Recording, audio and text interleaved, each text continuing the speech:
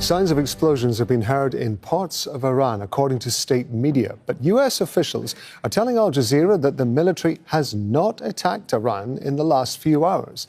Iranian state media says the blasts were heard in multiple locations, including Konarok, Bushehr and Shobadak, but they've denied reports of explosions in Bandar Abbas. An official in Bushehr says the blast in the city was caused by air defense response. Kimberly Halkett is joining us now from the White House. So U.S. officials denying any strikes in recent hours. What have they been saying? That's right. Al Jazeera reached out to a U.S. defense official, and that official confirming to Al Jazeera that the U.S. is not at this hour or in the last few hours conducting any military strikes. Now, this as there have been reports of explosions in Iran, and as we have been reporting here in Al Jazeera, on Wednesday evening as well as Tuesday evening, the U.S. military did conduct strikes on the various sites within Iran. Now, what we know is that on Tuesday, the U.S. military broadened its campaign in both scale as well as intensity. We know that there was an effort to degrade Iran's ability to target ships in the Strait of Hormuz. So as a result, the U.S. military targeting anti-ship missiles, coastal radar, as well as Iran's air defense systems. But again, at this hour, a U.S.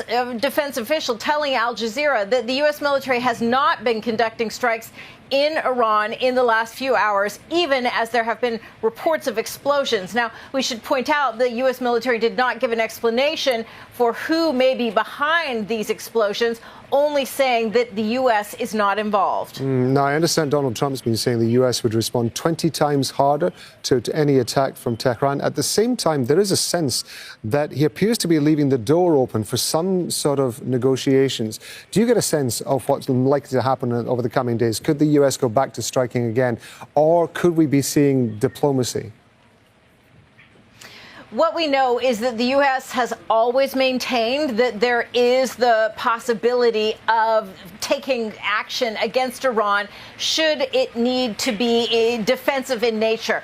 What we know, though, is that the U.S. military has been maintaining that while there is this sort of posture at the ready, there is also, my apologies, a really loud thunderstorm and lightning storm going on behind us right now. You probably saw that.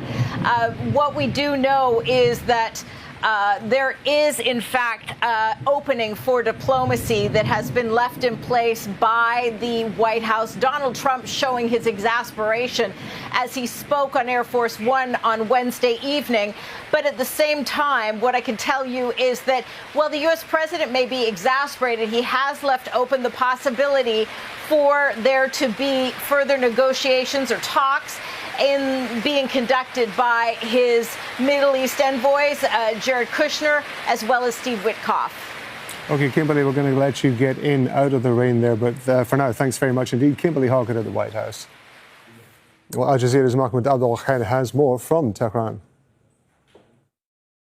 Explosions also were reportedly heard in the Konarok port city, which is home to strategic naval and military assets. This comes after the latest spate of attacks, the U.S. airstrikes that targeted several locations in 5 Iranian provinces and caused dozens of deaths and injuries, including civilians and military individuals, according to the health ministry. The attacks also earlier targeted the Bushehr nuclear power plant. Now, the government here portrays this as another dangerous escalation by Washington, and the foreign ministry considers it a violation of international law and of Iran's sovereignty. Now, the timing is particularly significant because this comes on the day the burial ceremony of the late slain leader,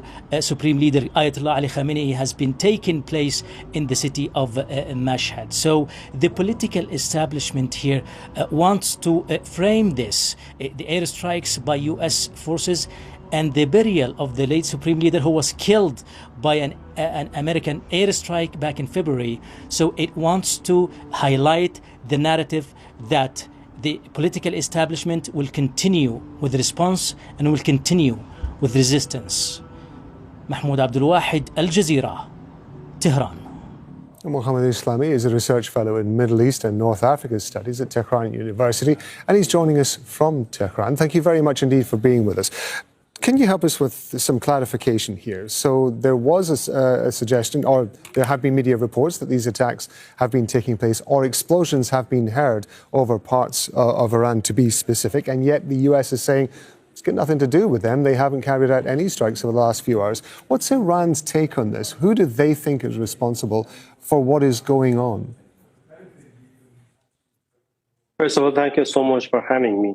It's a very complicated situation right now in the Persian Gulf. It's a kind of chaotic situation in the Persian Gulf. And what the Americans are claiming, they are not responsible for the attacks.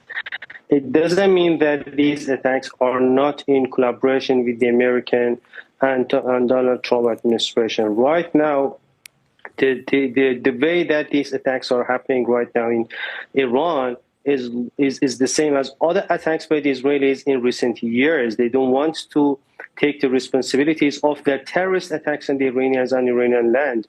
And from the Iranian point, it seems that the Americans want to convey a kind of message to the Iranians that in the absence of diplomatic negotiations, they are going to show. They're going to let the Israelis to have these kind of operations in Iran.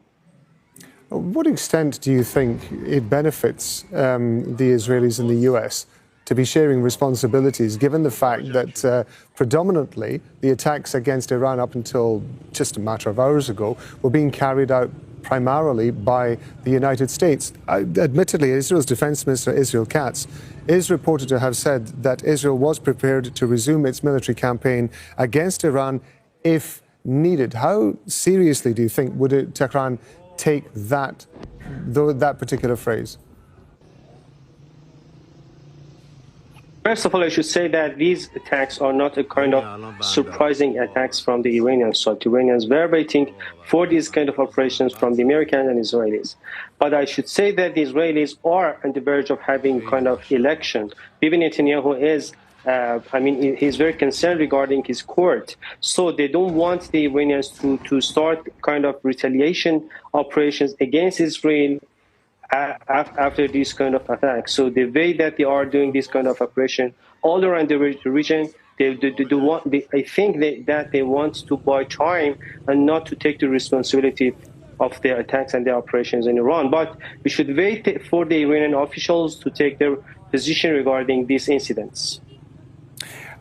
In Tehran's opinion, given what's happened over the last 24, 48 hours or so, what are the chances now of returning to talks? Right now the Americans are sending some kind of messages through the mediators.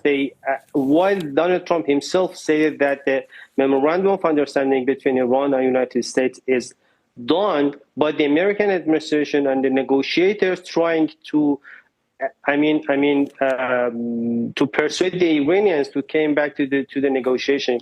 But I think that it is very hard in the situation right now in the region, because the Americans, what happens in the Strait of Hormuz, what was not a kind of accident. The Americans tried to challenge the Iranian framework for managing the Strait of Hormuz, and these incidents and these attacks is a kind of another step after challenging the Iranian management on the Strait of Hormuz.